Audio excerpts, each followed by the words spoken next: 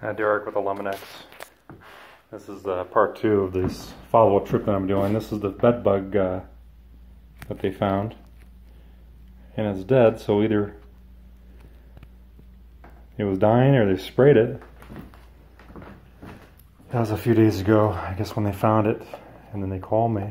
That's where it was hiding. I was making a video and I couldn't produce the bed bug that was in question. Tell people what to look for. You know, people just getting bites, I guess they can call me too, but it'd be nice to produce an actual sample of the bug. But some bed bug bites on people are just telltale. I mean, it's the only kind of bite there. You could pretty much tell what kind of bug it is.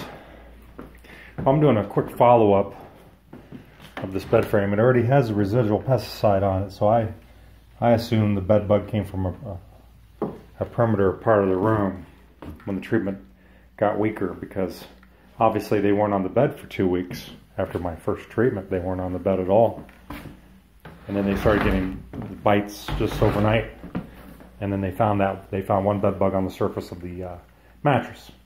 And you seldomly ever find any harboring bed bugs on the mattress itself unless it's a severe infestation. So if it's just a single bed bug and it's on your mattress and nowhere else, it's likely you brought it there from another place, or got the treatment on the perimeter walls, perimeter areas got weak from them coming out of the gaps.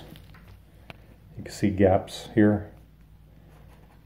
You know, treatment gets weaker over time, and those adult bed bugs come out where it's not strong enough to kill them immediately, and they'll come search you out immediately. They're hungry, you know, haven't been eaten in a couple weeks, so they come right to you directly and start biting.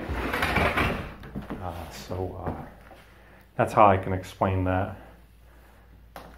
Most likely it came from a perimeter area, and then we're gonna do a booster treatment of the bed and the surrounding areas. You know, the baseboard areas. Treatment, we have other videos on exactly what kind of chemical selection and recipe that I use, and how it's so effective. You know, if I put it in all the cracks and crevices, you know, wall, ceiling, junctures everywhere, if I'll create a successful, impenetrable barrier. So if bed bugs are, it'll basically contain the bed bugs in each specific room.